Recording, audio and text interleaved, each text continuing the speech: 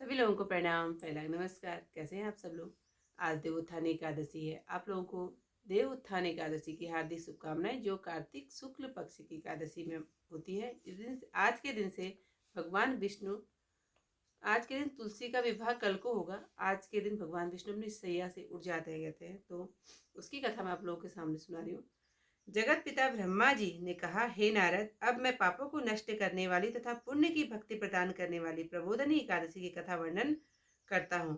भागीरथी गंगा मनुष्य को तभी तक फल देने वाली है जब तक कार्तिक मास के शुक्ल पक्ष की देवोत्थानी एकादशी नहीं होती।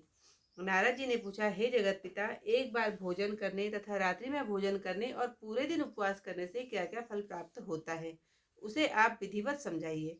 ब्रह्मा जी ने कहा, हे नारद, एक संध्या को भोजन करने से 1 जन्म के तथा रात्रि में भोजन करने से 2 जन्म के तथा पूरे दिन उपवास करने से 7 जन्म के समस्त पापों का नाश हो जाता है।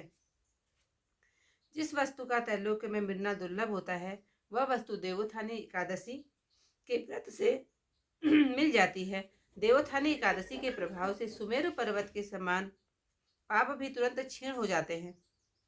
हे नारद जी, और जो विधि रहित सुकर्म करता है, इसे भी सुकर्म का फल नहीं मिलता। जो ब्राह्मण पराई स्त्री, सुहागिन तथा ब्राह्मणी के से भोग करता है, वह वंश सहित नष्ट हो जाता है और उसके संतान नहीं होती। जन्म के सब पुण्य नष्ट हो जाते हैं। पर निंदक, अहंकारी, बुरे आचरण वाला, शूद्री से विषय करने वाला, अति नीच कर्मी घोर नरक में जाता है। जो कोई विधि सहित श्रद्धा पूर्वक थोड़ा भी पुण्य करते हैं, वह पुण्य उनका पर्वत के समान अटल हो जाता है। जो मनुष्य देवोत्थानी एकादशी के व्रत में रात को जागरण करते हैं, उनकी बीती हुई तथा आगे आने वाली 10,000 पीढ़ियां विष्णु लोक में निवास करती हैं और नरक लोक में कष्ट भोगते हुए पितृगण स्वर्ग लोक में जाकर सुख भोगते हैं।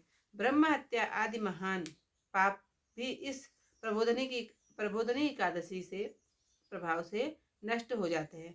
रात्रि जागरण का फल अश्वमेघ यज्ञों आदि फलों से भी अधिक होता है। समस्त तीर्थों में जाकर तथा भूमि, स्वर्ण, गो आदि से दान का फल है। प्रबोधनी देवोत्थानी एकादशी के रात्रि जागरण के फल के बराबर होता है। इस लोक में जीवन सफल उसी मनुष्य का है जिसने प्रबोधनी एकादशी के व्रत के द्वारा अपने कुल को पवित्र किया। इस लोक में जितने भी तीर्थ हैं, देवोत्थानी एकादशी का व्रत करने वाले के घर में रहते हैं। मनुष्य को समस्त कर्मों का त्याग करके ईश्वर की प्रसन्नता के लिए इस कार्तिक मास की एकादशी का व्रत अवश्य करना चाहिए। इस व्रत के प्रभाव से मनुष्य पुनः जन्म नहीं पाता तथा कायिक, वाचिक और मानसिक पापों का नाश हो जाता है। इस दिन जो दान, तप, होम आदि यज्ञ भगवान की प्राप्ति के लिए किया जाता है, उनका अक्षय पुण्य होता है। इस प्रबोधनी एकादशी के दिन जागरण करने का फल सूर्य ग्रहण, चंद्र ग्रहण काल में स्नान करने के फल से सहस्र गुना होता है। जो पुण्य मनुष्य जन्म से लेकर करता है, वह समस्त पुण्य उस प्रबोधनी एकादशी के व्रत के आगे व्यर्थ है। जो मनुष्य एकादशी का व्रत नहीं धारण करते हैं, उनके भी समस्त पुण्य व्यर्थ है। अतः हे नारद जी, तुम्हें भी विधि अनुसार विष्णु की पूजा करनी चाहिए। जो कोई मनुष्य कार्तिक मास में धर्म परायण होकर अन्य व्यक्तियों का अन्न नहीं खाते, उनको चंद्रायण व्रत का फल प्राप्त होता है। कार्तिक मास में जो मनुष्य भगवान की कथा को थोड़ा सा अधिक सुनते या पढ़ते तथा सुनाते हैं, उनको 100 गौ के दान का फल मिलता है। जो लोग प्रबोधनी एकादशी के दिन विष्णु की कथा सुनते हैं, उन्हें 7 दीप के दान का प्राप्त फल मिलता है तथा वे उत्तम लोक को प्राप्त होते हैं। इतनी सुनकर नारद जी ने कहा, हे जगत पिता, अब आप एकादशी के व्रत का विधान कहिए। ब्रह्मा जी ने कहा, हे नारद जी, इस एकादशी के दिन मनुष्य को ब्रह्म मुहूर्त में उठना चाहिए। नदी, तालाब, कुआं आदि पर स्नान करके व्रत का नियम धारण करना चाहिए। व्रत नियम धारण करते समय कहना चाहिए, हे भगवान, आज मैं निराहार रहकर दूसरे दिन अन्न का भोजन करूंगा। हे जगदीश्वर, आप मेरी रक्षा करिए। इस प्रकार भगवान की विनय करने के पश्चात ही पूजा करके व्रत का प्रारंभ करके रात्रि को जागरण करना चाहिए। भजन, कीर्तन, गीत गाकर, कथा बाजे, नृत्य आदि से संपूर्ण रात्रि व्यतीत करनी चाहिए। इस एकादशी के दिन कंजूसी को त्याग कर पुष्प, फल, धूप तथा अगर इत्यादि से भगवान विष्णु की पूजा करनी चाहिए और शंख से के जल से भगवान को अर्घ्य देना चाहिए। जो कोई मनुष्य भगवान की पूजा अगस्त पुष्प से करते हैं, उनके सम्मुख इंद्रदेव भी हाथ जोड़कर उपस्थित हो खड़े खड़े रहते हैं। अगस्त के फूलों के श्रृंगार से भगवान बहुत प्रसन्न होते हैं। जो मनुष्य कार्तिक मास में बिल्व पत्र से भगवान की पूजा करते हैं, उन्हें अंत समय पर मुक्ति प्राप्त होती है। जो मनुष्य तुलसी दल द्वारा कार्तिक मास में भगवान की पूजा करते हैं, उनके 10,000 जन्म के समस्त पापों का नाश हो जाता है। जो मनुष्य इस माह में नित्य प्रति श्री तुलसी जी के दर्शन करते हैं या स्मरण करते तथा छूते हैं, सेवा करते हैं और पौधों को सींचते हैं तथा कथा कीर्तन करते हैं अथवा संत सेवा करते हैं, वे मनुष्य 1000 कोटि युग तक श्री भगवान के लोक में निवास करते हैं।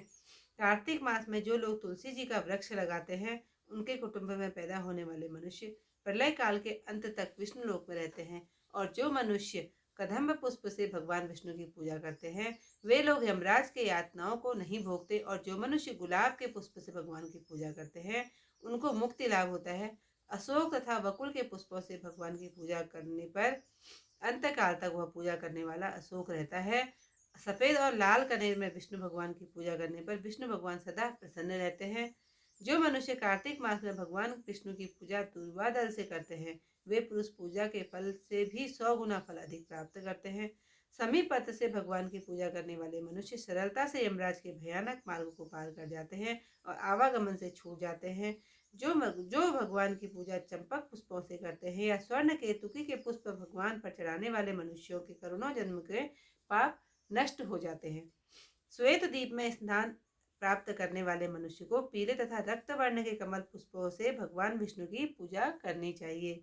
इस प्रकार पुष्पों में रात्रि में भगवान की पूजा करके प्रातः नदी में स्नान करना चाहिए। तब स्नान करने के पश्चात भगवान की प्रार्थना करते हुए अपने घर को आना चाहिए और भगवान विष्णु की पूजा करनी चाहिए।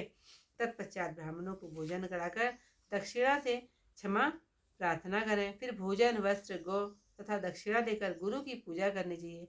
रात्रि के समय जिस ब्राह्मण को भोजन करावे, उसी ब्राह्मण को स्वर्ण सहित बैल दान करना चाहिए। आंवले से स्नान करने के नियम में दही तथा शहद का दान करना चाहिए। जिस मनुष्य ने फल छोड़े हों, उन्हें फल का दान अवश्य करना चाहिए। तेल छोड़ा हो तो उसके स्थान पर घृत और घृत के स्थान पर दूध तथा अन्न के स्थान पर चावलों का दान करना चाहिए। जो मनुष्य इस व्रत में भूमि पर शयन करते हैं, उनको व्रत की समाप्ति पर सैया सहित सब वस्तुएं दान करनी चाहिए। और इस व्रत में मौन धारण करने वाले को स्वर्ण सहित तिलों का दान करना चाहिए। जो बालों को धारण करने वाले हों, उन्हें तर्पण का दान करना चाहिए। तथा जो लोग इस व्रत में कार्तिक मास में उपानह धारण नहीं करते, उन्हें उपानह का दान करना चाहिए। तथा इस व्रत में नमक त्यागने वाले को शक्कर का दान करना चाहिए। जो मनुष्य देव मंदिर में नित्य प्रति दीपक जलाते हैं, उनको ताम्र तथा स्वर्ण के दीपक में घृत में बत्ती डालकर दान करना चाहिए। जिस मनुष्य ने चातुर्मास व्रत में जिस वस्तु को त्याग दिया हो, उसे फिर से उस वस्तु का सेवन करना चाहिए। जो मनुष्य देवोत्थानी एकादशी के दिन विधि पूर्वक श्रद्धा और भक्ति के साथ व्रत करते हैं, उन्हें अनंत सुख मिलता है और अंत में वे लोग स्वर्ग को प्राप्त करते हैं। जिन मनुष्यों का व्रत बीच में ही खंडित हो जाता है, वह मनुष्य नरक भोगते हैं। आज की जो कथा, देवोत्थानी एकादशी की कथा, ये स्कंद पुराण के हिसाब से कथा है, तो मैंने आप लोगों को सुनाई। आप लोगों को मेरी कथा अच्छी लगे तो लाइक शेयर कमेंट जरूर करना।